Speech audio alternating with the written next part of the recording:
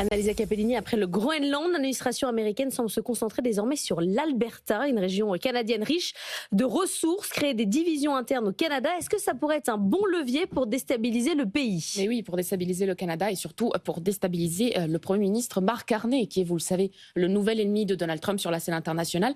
Mark Carney a été sous le feu de projecteurs ces dernières semaines. On en a beaucoup parlé. Pourquoi? Pour son discours très suivi à Davos et puis parce qu'il a choisi de renouer le dialogue commercial avec les Chinois. Évidemment, deux gestes qui ont bien énervé Donald Trump. Donc, l'administration Trump a choisi de ressortir une petite musique qui monte depuis des mois à Washington.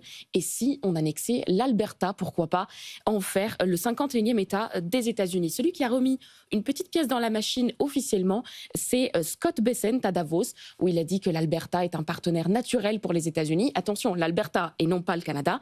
Et que puisque les Albertains sont très indépendants, ils pourraient décider de tenir un référendum pour décider s'ils veulent rester avec les Canadiens ou pas. Et puis il a donné son avis. Lui, il pense qu'il faudrait les laisser se joindre aux États-Unis. Mais est-ce qu'il y a en Alberta une vraie volonté d'indépendance? Alors, contrairement au Groenland, où là les habitants s'opposent au projet de Donald Trump, en Alberta, le mouvement séparatiste n'est plus du tout un phénomène marginal. Ça fait des mois que ça monte en coulisses, ça fait des mois qu'on entend des podcasts, des émissions sur le sujet.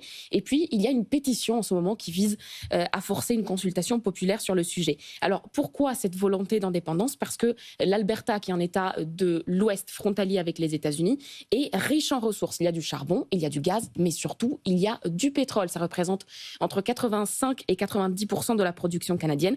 Donc, depuis des années, les Albertains sentent qu'en fait, ces ressources leur sont prélevées, presque pillées, en fait, pour être redistribuées au niveau fédéral de manière très injuste. Et ce mouvement séparatiste, il est incarné par deux hommes, Mitch Sylvestre, un homme d'affaires, et Jeff Rath, qui est un avocat. Et alors, c'est très intéressant de les écouter si vous avez l'occasion, parce que leur discours a des accents vraiment trumpistes. On a l'impression d'entendre Trump avant son arrivée au pouvoir. Ce sont des discours très nationalistes, presque complotistes parfois. Donc une vraie proximité avec les MAGA.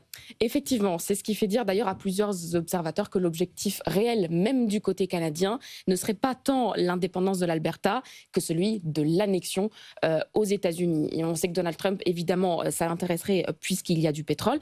D'ailleurs, la preuve pour suivre cette histoire, il faut suivre l'argent. Comme d'habitude, Jeff Rath, donc l'avocat qui porte ce mouvement, dit être en négociation avec des institutions financières du côté de Washington pour avoir accès à une ligne de crédit de 500 milliards de dollars pour soutenir une éventuelle transition. Donc non pas une indépendance, mais une transition. Donc cette province-là du Canada, elle est vraiment à surveiller parce qu'il n'y aura pas d'enlèvement spectaculaire comme au Venezuela, il n'y aura pas d'armada comme en Iran, il n'y aura pas non plus d'esclandre sur la scène internationale comme on a vu pour le Groenland.